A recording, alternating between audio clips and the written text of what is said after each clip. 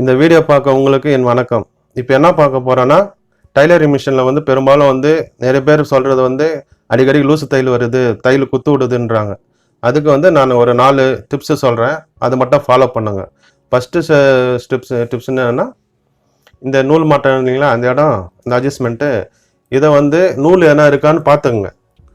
Suppose நூல் எதுவும் இல்லைன்னா ஒரு டவுட்டுக்கு நீங்கள் அது ஊதி விட்டுடுங்க. 2வது ஸ்டெப்பு என்னென்னா, பாபின்னு தான் அதே மாதிரி தான் நூல் மாட்ட இடத்துல வந்து இந்த இடத்துல இப்படி பாருங்க. இந்த இடத்துல பார்த்தீங்கன்னா எதனா நூல் இருக்கான்னு பாருங்க. சப்போஸ் அங்கேயும் இல்லைன்னா ஒரு இதை ஊதி விட்டுருங்க. ஊதி விட்டு அதுக்கப்புறம் பண்ணுங்க.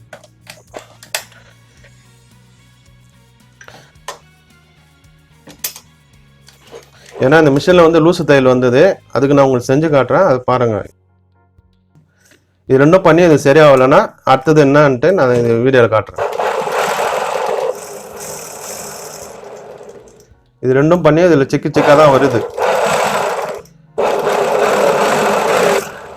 பார்த்தீங்களா, நூல் சிக்காக தான் வருது.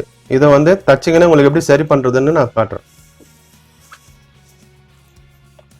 பாருங்க, இந்த நூலை மாட்டாங்களே இந்த இடம், இந்த அட்ஜஸ்ட்மெண்ட்டை வந்து இந்த கீழ் நூல் வந்து லூஸாக வந்ததுன்னா மேலே நட்டை டைட் பண்ணணும். லூஸ் பண்ணக்கூடாது, டைட் பண்ணணும். நான் டைட் பண்ணினே இருக்கிறேன், எப்படி தையல் மாறுதுன்னு பாருங்க.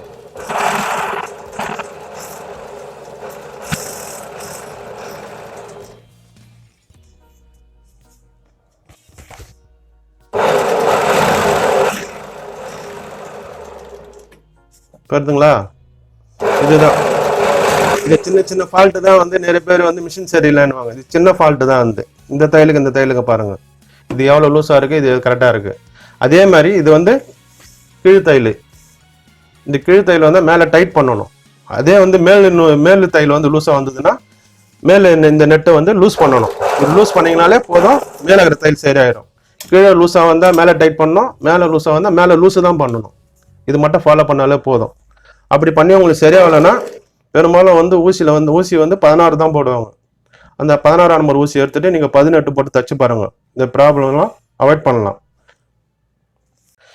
இதில் உங்களுக்கு எதனா வேற என்ன டவுட் வந்ததுன்னா கீழே கமெண்ட் பண்ணுங்க, அதுக்கு நான் விளக்கம் சொல்கிறேன்.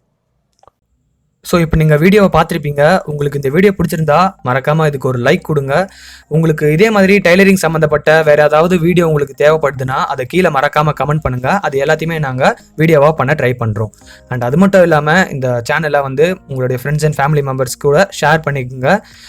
மறக்காமல் சேனலை சப்போர்ட் பண்ணுங்கள். அதனால் உங்களுக்கு இது மாதிரி டைலரிங் சம்மந்தப்பட்ட வீடியோஸ் வந்து இன்னும் நிறைய வர காத்துட்ருக்கு. ஸோ அதனால் வந்து NVM டைலரிங் ஸ்டுடியோவை சப்ஸ்கிரைப் பண்ணிக்கோங்க. மீண்டும் இதே மாதிரி இன்னும் இன்ட்ரெஸ்டிங்கான வீடியோவோட மீண்டும் சந்திப்போம்.